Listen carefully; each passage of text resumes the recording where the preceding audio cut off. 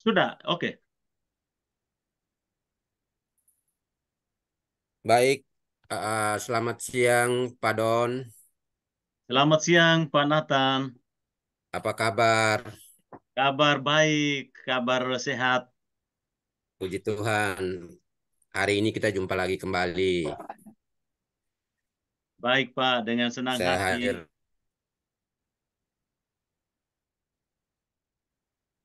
bersama Pak Don di sini untuk bisa saling berbagi yang akan berbicara dengan Pak Don untuk membicarakan tentang hal-hal yang berhubungan dalam tugas Pak Don sebagai pengajar praktik. Ya, Pak. Dan dalam pelaksanaan tugas sebagai pengajar praktek,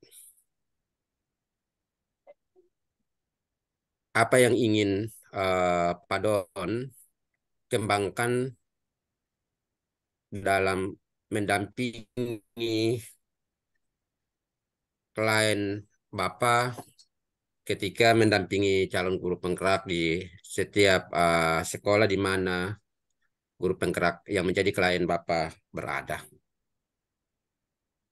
Oke, baik. Terima kasih, Pak Nathan. Sebagai pengajar praktek, saya dalam tugas pendampingan terhadap guru penggerak, eh, saya melakukan coaching bersama dengan klien atau guru penggerak saya. Ada satu hal yang ingin saya bangun dalam kegiatan coaching lanjutan bersama dengan guru penggerak, yakni bagaimana mendengarkan aktif, Pak. Ya. Dari sini terlihat bahwa ketika Pak Don sebagai pengajar praktek akan mendampingi calon guru penggerak, artinya bahwa dalam pemahaman kita sebagai pengajar praktek hadir di sekolah di mana ada calon guru penggerak akan menjadi mitra, bukan menjadi mentor. Karena itu mungkin strategi yang akan dilakukan oleh Pak Don sebagai calon sebagai pengajar praktek ketika mendampingi sebagai pendengar yang baik, kira-kira kiat-kiat apa yang Pak Don lakukan supaya bisa menjadi pendengar yang baik dan bisa merespon semua keluhan dari calon guru penggerak itu. Oh, baik. Terima kasih, Pak Nathan. Pola mendengar yang baik yang saya terapkan dalam proses bercoaching bersama dengan guru penggerak saya selama ini saya sepakat seperti apa kata Pak Nathan tadi, yakni membangun kemitraan. Eh, di dalam membangun kemitraan itu, kami eh, sebagai teman sejawat saling memberikan pikiran, curahan hati masing-masing, sehingga hasil dari coaching itu dirasakan sungguh baik. Tetapi ada satu hal yang ingin saya bangun kembali, yakni bagaimana eh, proses mendengar aktif itu dengan mengambil kata-kata kunci sebagai dasar untuk saya memberikan pikiran-pikiran baik di dalam proses bercoaching bersama dengan guru penggerak. Baik, Pak Don. Kata-kata kunci di sini yang dimaksudkan oleh Pak Don, kata-kata kunci seperti apa yang mungkin nantinya digunakan oleh Pak Don dalam bermitra dengan calon guru penggerak di mana ada. Oh, baik, Pak Nathan. Kata kunci yang saya maksudkan di sini adalah di dalam proses bercoaching ketika menggali potensi dan kondisi yang sedang diproses dan sedang dikembangkan oleh klien saya atau guru penggerak saya itu kira-kira hal pokok apa saja yang perlu saya pakai sebagai dasar untuk membawa klien saya, Pak. Baik, baik. Itu berarti nanti di dalam uh, Pak Don mendampingi menjadi mitra dari klien Pak Don atau calon guru penggerak di satuan pendidikan di mana guru penggerak itu berada, pastinya adalah Pak Don memberikan ruang sepenuhnya kepada klien untuk bisa menyampaikan, sehingga dari situ kata-kata kunci mungkin akan ditangkap untuk menjadi acuan Pak Don sebagai pengajar praktek, memberi untuk calon pengajar praktek itu menemukan apa yang menjadi solusi dari persoalan yang dihadapi.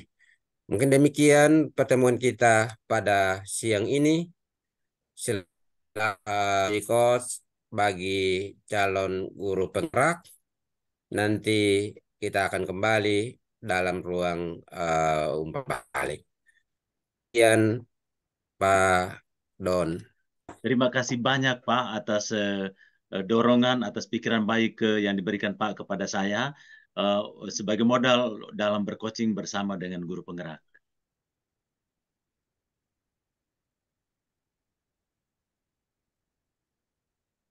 Halo Pak Willem. Halo Pak Willy. Halo Pak Willy.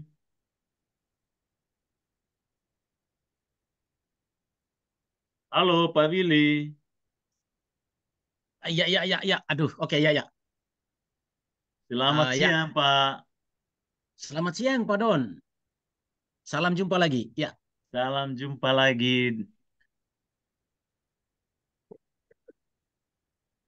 Pada kesempatan hari ini saya datang berkunjung dan Pak di sini. Bagaimana kabar Pak selama ini? waduh, kabarnya baik.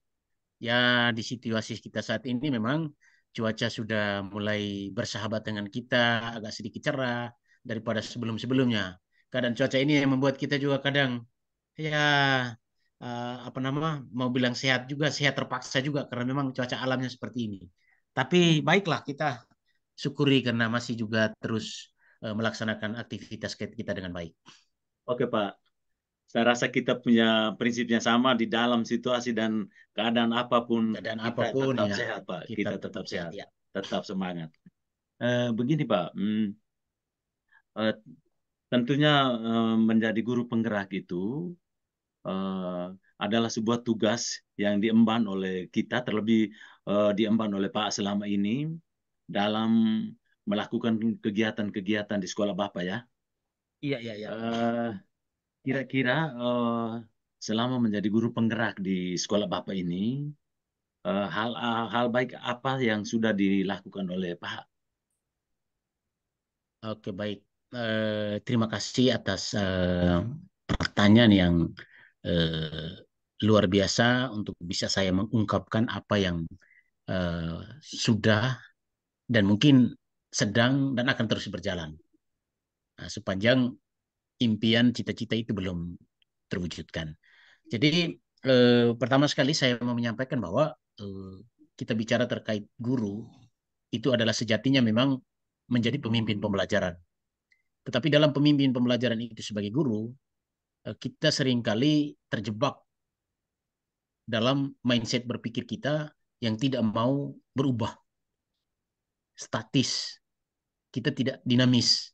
Dalam konteks di sini bahwa apa yang saya pernah apa yang pernah saya buat di sini dalam arti bahwa saya lebih tekankan pada bagaimana sejatinya seorang pemimpin pembelajaran. Dalam konteks di sini sasarannya adalah satu-satunya adalah peserta didik. Yang pernah saya buat itu adalah bahwa bagaimana saya mengikuti alur pembelajaran dari kurikulum ke kurikulum. Bagaimana sistem penerapan kurikulum Satuan Pendidikan KTSP. Setelah itu kita ke kurikulum 13 dan juga terakhir ini dengan kurikulum Merdeka. Dan itu semua saya sudah jalankan. Pada saat yang sama, saya juga pasti merefleksikan setiap kurikulum pasti ada kekuatan dan ada juga kelemahan. Dan itu menjadi satu awareness atau alarm untuk kita untuk bagaimana kita tidak menyerah pada situasi. tapi kita terus berjuang untuk bagaimana tetap menjadi pemimpin pembelajaran yang kreatif, inovatif. Untuk itu, pada kesempatan ini, apalagi di alam mulai di tahun 2020-2021 itu sudah mulai diluncurkan dengan kurikulum Merdeka, saya melihat ada satu hal yang memang selama ini kita lupakan. Ada sekian banyak model pembelajaran yang dipelajari, sebagaimana misalnya pembelajaran problem based learning atau PBL, ada inquiry. Tapi ada satu hal yang menarik yang memang saya secara kasat mata saya melihat bahwa ini luar biasa, yaitu model pembelajaran diferensiasi. Ini yang menjadi satu hal yang memang uh, menjadi satu hal baru dalam konteks bahwa selama ini jarang kita lakukan. Kita melakukan tetapi itu jauh daripada kesempurnaan sebagaimana yang sejatinya model pembelajaran diferensi itu. Mungkin sementara seperti itu, Pak. Baik, terima kasih banyak kepada Pak Il atas begitu terbuka mengemukakan kondisi Pak sebagai guru penggerak di sekolah Pak. Ya. Ada satu hal yang saya tangkap tadi, yakni Pak sudah melakukan aktivitas sebagai pemimpin pembelajaran dengan merancang melaksanakan proses yang bermanfaat bagi siswa di kelas ya. Ya, ya, ya. Sementara desain dari pemimpin pembelajaran itu seperti apa, itu sudah digambarkan oleh Pak tadi, bagaimana merancang model-model pembelajaran. Di mana salah satu model pembelajaran tadi adalah pembelajaran berdiferensiasi, Pak. Ya, ya, ya, ya.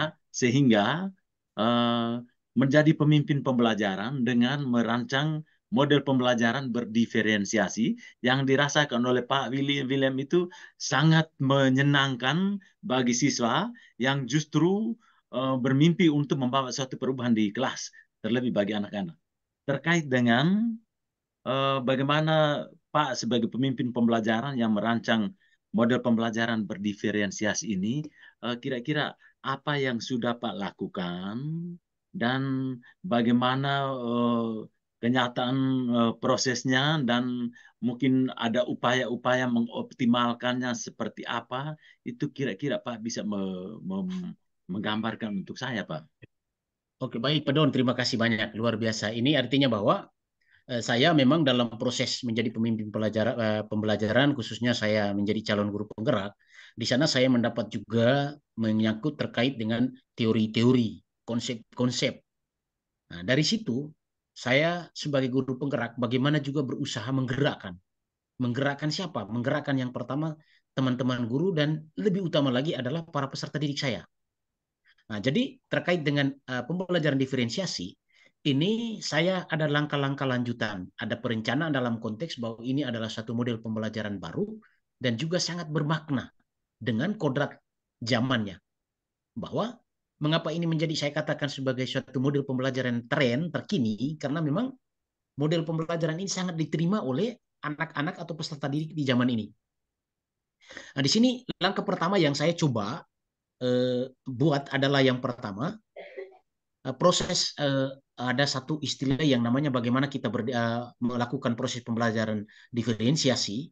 Itu tahap yang paling utama dan pertama adalah kita harus melakukan asesmen diagnostik. Asesmen diagnosis itu adalah satu asesmen atau evaluasi awal untuk mengukur kemampuan. Di sana ada dua hal asesmen diagnostiknya itu.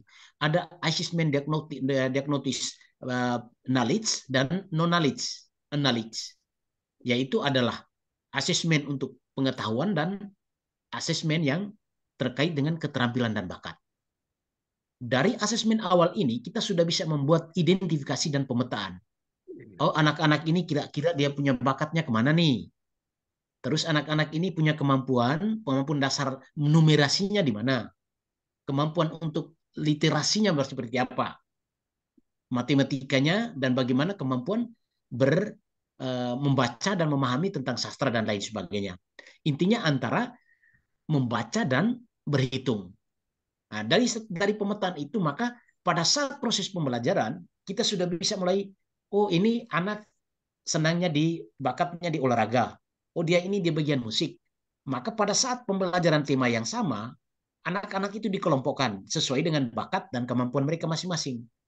Nah, disinilah terjadi transformasi pengetahuan yang tidak kita sebagai kita tidak sebagai penceramah, tetapi kita hadir sebagai fasilitator bagaimana mengoptimalisasi sesuai kemampuan anak dan yang luar biasa. Nah, itu yang mungkin boleh saya sampaikan pada kesempatan ini, Pak Daun. Oh, baik, terima kasih Pak William, bagus sekali ini. Jadi dalam kaitan dengan sebagai pemimpin pembelajaran yang mampu merancang proses pembelajaran berdiferensiasi, itu kan tidak terlepas antara dokumen dan proses. Iya, Dari betul dari sekali. gambaran Pak tadi itu, saya melihat bahwa sudah ada kemampuan dasar yang dimiliki oleh Pak karena memang Pak sudah mendapat bekal dari program guru penggerak. Jadi langkah-langkah di dalam menyusun rancangan-rancangan pembelajaran berdiferensiasi itu seperti yang Pak gambarkan tadi. Tetapi setidaknya rancangan itu akan eh, diimplementasikan di dalam proses pembelajaran di kelas. Di mana proses pembelajaran di kelas itu adalah proses pembelajaran berdiferensiasi. Ada satu hal yang ingin saya tanyakan, Pak. Eh, Ya, ya. Kira-kira proses pembelajaran berdiferensiasi yang Pak laksanakan di kelas itu, ada hal-hal baik apa saja yang Pak temukan, dan juga ada hal-hal apa saja yang masih menjadi tantangan. Baik Pak, terima kasih. Luar biasa artinya bahwa sebagaimana yang sudah saya sampaikan tadi terkait dengan model pembelajaran yang satu ini. Model pembelajaran yang satu ini memang sejak diluncurkannya kurikulum Merdeka itu sudah mulai tercium dan sudah mulai dilaksanakan. Untuk itu yang pasti bahwa karena model pembelajaran ini adalah baru, maka di sana pasti banyak sekali masih ada kelemahan-kelemahan yang perlu kita lengkapi. Tapi sejatinya ada dua hal yang saya boleh tangkap dari apa yang boleh saya share atau bagikan pada kesempatan ini. Yang pertama terkait dengan administrasi prosedural. Nah, dalam artian bahwa untuk bisa action di kelas, sebagai bukti fisiknya, saya harus menyiapkan yang namanya dulu yang kita katakan RPP, sekarang kita dengan kurikulum Merdeka yang namanya TP, tujuan pembelajaran dan alur tujuan pembelajaran TP dan ATP, itu harus kita nyatakan dalam dokumen tertulis. Karena itu menjadi bukti fisik yang kelihatan. Kita tidak bisa hanya sekedar itu. Terus terkait dengan bagaimana action di kelas. Action di kelas ini dia tidak semudah yang kita bayangkan model pembelajaran yang lainnya seperti PBL maupun inquiry. Nah, tapi yang satu ini melekat erat dengan yang namanya IT. Nah, mengarah ke semi digital atau digital full. Mengapa ini terjadi? Karena memang pada saat kita melakukan pembelajaran diferensiasi, anak itu terbawa dengan situasi yang ada di dalam dengan menggunakan. Kita membutuhkan di sana harus ada infokus, harus ada laptop. Karena di sana dalam proses pembelajaran itu kita menjadi fasilitator, kita bukan menjadi penceramah. Anak akan sendiri mencari tahu dan menemukan. Kita hanya sekedar memfasilitasi, membimbing. Pada saat yang bersama kelompok ini kita buka slide ini. Oh ini mungkin di sana kita buka video sedikit terkait dengan materi yang mereka sedang geluti. Nah di sini saya lihat bahwa luar biasa. Dan ini sangat diterima oleh anak-anak atau peserta didik di saat ini. Karena memangnya sejatinya mereka dilahirkan di era digital. Terus pada dasarnya memang pada awalnya memang kita merasa kesulitan nih. Kesulitan mengapa? Karena infrastruktur kita, fasilitas kita sangat terbatas. Tetapi dalam keterbatasan itu saya bisa melihat bahwa oh di sekolah saya ini ada satu infokus nih, ada beberapa laptop nih. Mungkin peralatan-peralatan ada yang ada itulah yang kita bisa gunakan untuk bisa menjawab itu. Tetapi tantangan kita paling besar itu adalah karena kita kesulitan infrastruktur. Terus yang kedua, masalah juga yang paling besar itu adalah kesiapan pribadi anak-anak. Mengapa saya katakan kesiapan? Karena anak ini dalam mindset berpikir mereka sebagai peserta didik masih terpola dengan pola lama yang mereka fotokopi dari para pemimpin pembelajaran sebelumnya. Yang mana mereka hanya tunggu untuk diisi oleh para pemimpin pembelajaran ini. Mereka siap untuk diisi, menghafal, membuat ini, membuat itu, tidak pernah berasal dari mereka punya kemauan. Ini merupakan kendala-kendala besar yang saya hadapi di tingkat lembaga pendidikan saya. Terima kasih, saya kembalikan. Baik, Pak. Dari penjelasan yang Pak gambarkan untuk saya tadi, kita kembali kepada dua hal tadi, yakni hal-hal baik apa saja dan kira-kira kesulitan apa saja yang ditemukan di dalam proses pembelajaran berdiferensiasi. Memang kita semua tahu bahwa dokumen kita itu ada TP dan ATP-nya.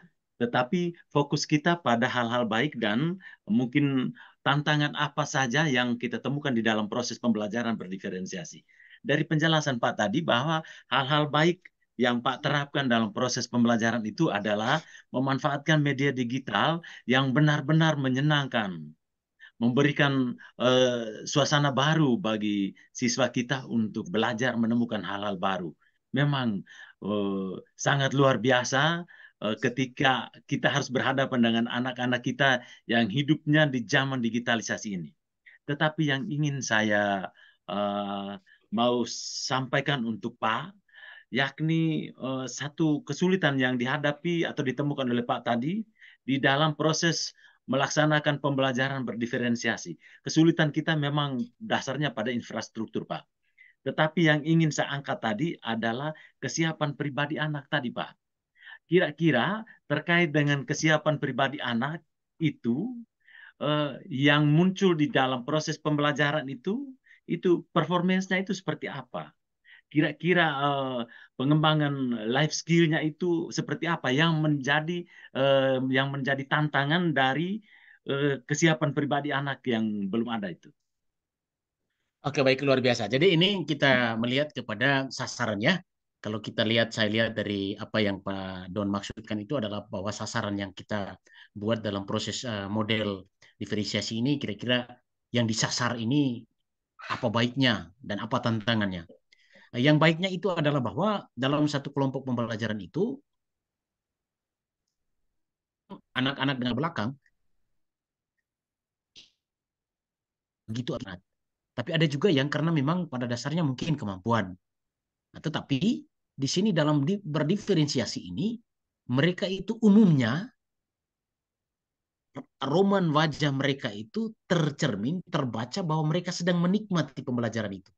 Mengapa itu terjadi? Karena mereka dengan kemampuan yang pas-pasan maupun kelompok kemampuan yang rendah perlu bimbingan ini, mereka merasa tidak terganggu dengan teman-teman mereka yang punya kemampuan lebih. Karena mereka berada pada satu kendaraan, pada satu kelompok yang sama, yang mana proses pembelajaran mereka itu juga sesuai dengan tahapan kemampuan mereka. Itu hal-hal positif yang saya lihat. Dan memang pada saat kita melakukan pembelajaran model diferensiasi, anak-anak itu sepertinya bukti nyatanya itu bahwa mereka itu selalu meminta, Pak, kita buat lagi seperti itu. Situasi-situasi itu yang membuat saya rasa bahwa oh ternyata ini termakan dengan mereka. Dan juga pada akhirnya proses penilaiannya juga itu tidak bisa mempunyai satu ukuran yang sama.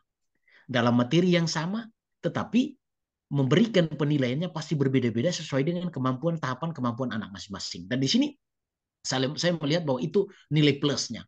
Nah, nilai lemahnya juga bahwa di sini ada lemahnya artinya bahwa yang menjadi satu hal yang kurang di sini adalah bahwa ada anak yang memang begitu cepat dia maju ke sana, tapi ada anak juga yang memang lambat dan butuh perhatian yang memang cukup serius. Dan ini sejatinya kurikulum Merdeka saat ini adalah dia tidak banyaknya materi, tetapi diutamakan adalah materi-materi esensial. Supaya anak-anak yang memang membutuhkan perhatian khusus itu bisa dibimbing menuju ke arah yang lebih apa. Supaya tidak terjadinya gap atau kesenjangan di antara mereka dalam satu kelompok belajar. Mungkin itu yang bisa saya sampaikan, Pak Don. Oke, baik Pak Willy. Saya rasa terharu sekali dengan satu model pendekatan Pak tadi terkait dengan kesulitan yang dihadapi dalam proses tadi adalah kesiapan pribadi anak-anak yang belum nampak ya tadi Pak. Sementara Ya, ya. di dalam proses berdiferensiasi itu Pak memang sudah tahu memilahkan kemampuan anak yang berbeda di dalam pribadi yang satu dan pribadi yang lain di dalam kelas. sehingga sampai berfokus pada penilaian yang berbeda pada anak-anak di dalam ruangan, Pak. Ada satu nilai plus itu adalah nuansa pembelajaran berdiferensiasi yang sudah Pak terapkan di sana, Pak. Nah, kira-kira sudah ada upaya Pak dan bagaimana Pak upaya Pak untuk mengoptimalkan kondisi anak-anak yang berbeda satu sama lain ini dari kemampuan yang berbeda, dari minat yang berbeda ini. Apa sudah ada upaya Pak untuk Oke, mengoptimalkannya, baik. Pak? Terima kasih Pak Don. Ini semakin seru ya percakapan kita ini. Artinya bahwa memang tantangannya seperti itu. Menerapkan diferensiasi, model pembelajaran diferensiasi, kita sudah siap terima bahwa di sana pasti ada kesenjangan sosial. Kesenjangan di antara anak-anak mereka yang dalam satu kelompok, tetapi mereka pasti ada pengkotakan-pengkotakan. Jadi usaha saya selama ini ketika kalau memang itu pasti ada ya, pasti muncul nih. Tetapi bagaimana peran saya untuk menghindari adanya gap itu. Jadi ada suasana yang kita bangun pada saat yang bersamaan, mereka tidak melihat bahwa kita ini berbeda. Kita ini adalah satu kesatuan. Jadi di sini makanya saya katakan tadi bahwa dia membutuhkan bagaimana kita punya strategi mengajar dengan didukung dengan inklusif. Nah, jadi yang pasti bahwa anak-anak yang memang dengan keterbatasan pengetahuan, kompetensi mereka, dengan lambatnya mereka punya kemampuan bergeraknya, berpikirnya, tetapi mereka di satu sisi didorong oleh teman-temannya. Jadi dalam proses pembelajaran itu juga teman-temannya ini juga bisa membantu. Teman-teman yang punya kecepatan berpikir lebih baik itu biasanya kita katakan apa? Guru kecil. Guru kecil itu dengan maksud bahwa mereka juga bisa membantu teman-temannya dalam konteks bahwa oh ini guru kecil ini bisa membantu membimbing sesama temannya, jadi saling saling bekerja sama untuk apa ya maju bersama. Dan ini satu hal yang saya pikir baik untuk kebersamaan dalam kelas untuk mencapai satu tujuan yang sama. Dan itu beberapa hal yang sudah saya buat dan memang di dalam proses itu diawali itu pada sebelum kita diferensiasi. Pada awalnya itu kita sama-sama, semua dalam keadaan konteks bersama. Setelah itu baru pada saat inti pembelajaran itu baru kita mulai berkembang pada kita punya masing-masing kelompok. Nah, dan pada akhirnya kita bergabung kembali sehingga anak jarang merasakan bahwa oh kita ini berbeda, tidak ada. Hanya pada saat proses penilaian tahapan-tahapan itu kita berbeda, tetapi kita adalah satu kesatuan. Mungkin itu yang boleh saya sampaikan, Pak Don. Baik, Pak. Dari pengalaman yang saya terima dari Pak ini rasanya ada satu keterpaduan dari dokumen dengan proses, di mana di dalam proses pembelajaran berdiferensiasi ini eh, Pak sudah membangun satu pendekatan baru, yakni bagaimana mengoptimalkan kegiatan pembelajaran berdiferensiasi dengan pola teamwork di dalam proses dan memanfaatkan guru kecil ya, Pak. Ya, ya, ya. Dan saya langsung sudah bisa membayangkan bahwa dengan hal-hal baru bagaimana mengoptimalkan teknis pengelolaan pembelajaran ini dengan sendirinya membawa dampak baru, Pak. Membawa dampak baru bagi Pak sebagai fasilitator pembelajaran berdiferensiasi dan juga bagi anak sendiri sebagai sasaran pembelajaran. Kira-kira sampai sekarang ini sudah ada dampak baru dan dampaknya itu seperti apa, Pak? Oke, baik. Memang sejatinya segala sesuatu itu pasti terukur dari gerakan-gerakan awal, dari teorinya kita peroleh, setelah itu bagaimana kita merencanakan, dan kita coba untuk memulai dari diri sendiri, dan itu saya lakukan. Nah, dari proses memulai itu, tahapannya pasti ada begitu banyak tantangan, tetapi tetap saya lakukan. Karena saya memastikan bahwa segala sesuatu itu, kalau kita belum mulai, maka kita tidak akan pernah mengalami tantangan. Dan dalam perjalanan waktu, hal positif, sekalipun kecil, tapi berdampak besar. Pertama sekali itu, sasaran kita peserta didik ini, saya melihat bahwa sudah mulai ada perubahan pada pola pikir anak-anak. Pola pikir di sini kalau kita omong secara apa itu hanya masih abstrak ya. Dalam artian bahwa apa sih yang berbeda dengan yang sebelumnya? Berbeda sekali itu dalam artian bahwa yang pertama terkait tadi. anak-anak dulu ketika kalau kita hadir sebagai penceramah, kita omong dulu baru mereka bisa diam. Itu satu bukti nyata. Tetapi dengan berjalannya waktu kita menggunakan model berdiferensiasi, mereka sadar sendiri bahwa belajar ini bukan harus sejatinya guru ada di depan kelas. Mereka dengan kesadaran sendiri, mereka sudah mulai terlatih, terinovasi untuk berkreasi.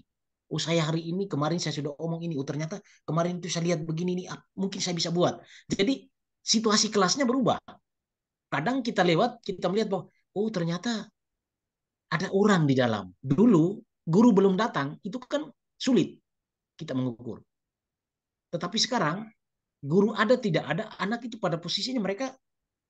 Mengapa itu terjadi? Karena memang mereka sudah dibangun kesadarannya, mindset berpikirnya bahwa kita belajar tidak semestinya harus setiap saat apa ya, harus ada guru atau harus ada fasilitator, harus ada penceramah, tidak.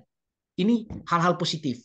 Dan ini masih pada tataran kelompok kecil yang boleh kita lihat dampak positif. Memang belum sempurna, tetapi ada hal-hal kecil yang memang sudah mulai terjadi.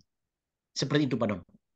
Baik, terima kasih Pak William. Kita sudah saling berbagi, mulai dari hasil identifikasi kebutuhan sampai pada merancang program pembelajaran dengan desainnya, menyusun dokumen-dokumen pembelajaran, sampai pada melaksanakan proses dengan temuan hal-hal baik dan juga kesulitan-kesulitan. Tetapi Pak sendiri sudah berupaya untuk mengoptimalkan dengan hasil yang sudah disampaikan Pak ini.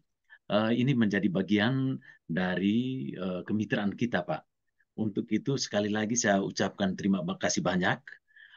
Kiranya apa yang menjadi curahan hati dari saya menjadi menjadi dasar bagi Pak dalam berkiprah sebagai guru penggerak, dan apa yang menjadi pengalaman Pak juga menjadi bagian dari tugas dan tanggung jawab saya sebagai pendamping.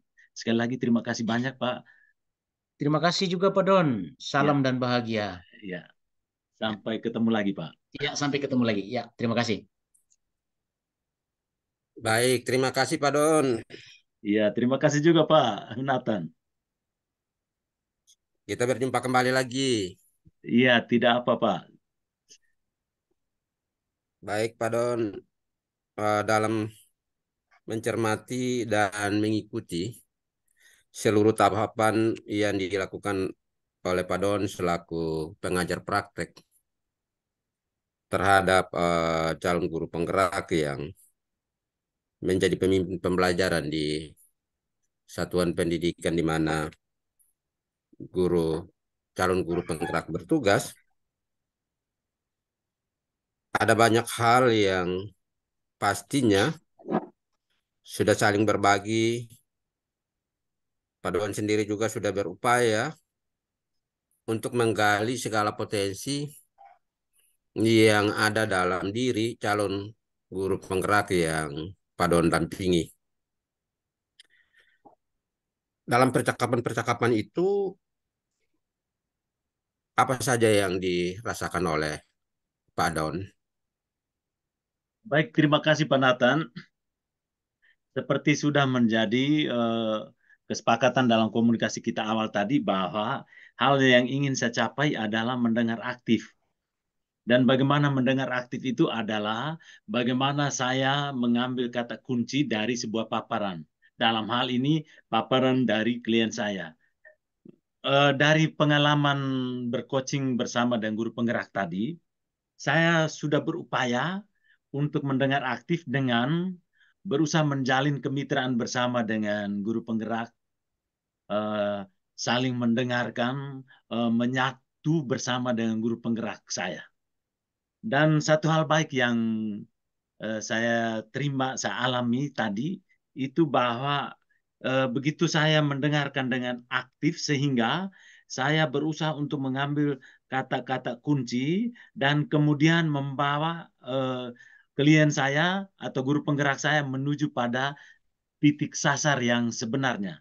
Yakni titik sasarnya tadi itu adalah proses mengimplementasikan pembelajaran berdiferensiasi.